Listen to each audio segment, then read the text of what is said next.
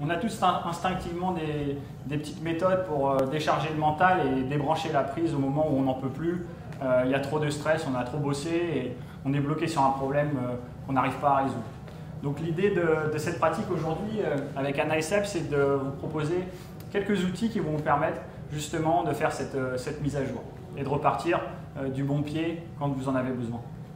Donc la première chose que vous pouvez faire, c'est mettre vos bras en avant. Regardez comme si vous aviez un rayon laser qui allait pointer droit devant, le plus loin sur un mur. Vous allez garder votre regard sur ce rayon et vous allez tout doucement ouvrir les deux mains en même temps. Conservez ce point et en même temps regardez vos deux mains. Et quand il y a une main qui disparaît, vous la ramenez dans le champ de vision. Et quand l'autre disparaît, vous la ramenez aussi. Vous restez à la limite de votre champ de vision. Voilà, ce regard périphérique, en fait, il vous permet d'ouvrir votre perspective, de sortir de votre petit monde pour rentrer dans le monde. C'est la même chose que les animaux qui sont tranquilles avec ce regard périphérique. C'est leur réponse au calme, c'est ça. Et quand il y a un stress, leur réponse au calme, ça va être de concentrer le regard. Vous pouvez relâcher les mains, garder ce regard droit devant. Et ensuite, vous allez pouvoir respirer par le nez. On inspire, comme on l'a fait dans la première vidéo, et on expire en vidant par le nez. Gardez ce regard maintenant. Et puis vous allez fermer les yeux. Tournez sur vous-même, les yeux fermés. Conservez la respiration. Essayez de rester concentré sur votre respiration. Et tournez jusqu'à ce que vous ayez perdu vos repères. Vous ne savez plus où vous êtes dans la pièce. Quand vous ne savez plus où vous êtes, vous vous arrêtez. Et puis vous pouvez réouvrir les yeux, regarder autour de vous, reprendre ce regard et puis aller chercher la personne la plus proche de vous. Donc vous pouvez vous mettre ensemble, Seb et Anna, à une distance raisonnable, qui est confortable pour vous. Et vous pouvez regarder droit devant, dans les yeux si c'est aussi confortable pour vous, ou alors un peu plus bas, en conservant ce regard périphérique.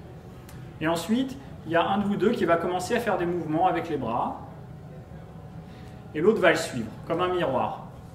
Donc conservez des mouvements lents, et le fait d'avoir ce regard périphérique et en même temps de suivre les mouvements va concentrer toute votre attention. L'attention a une quantité limitée, une charge limitée. Donc si, avec nos sens, on fait quelque chose, on va pouvoir totalement la concentrer et lâcher complètement le schéma mental dans lequel on était.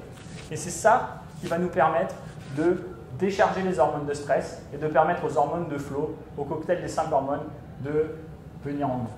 Et ensuite, vous pouvez changer de rôle, c'est-à-dire que la personne qui guidait devient le suiveur, et le suiveur devient la personne qui guidait. C'est un exercice aussi pour favoriser la bienveillance. C'est-à-dire que chacun fait de son mieux.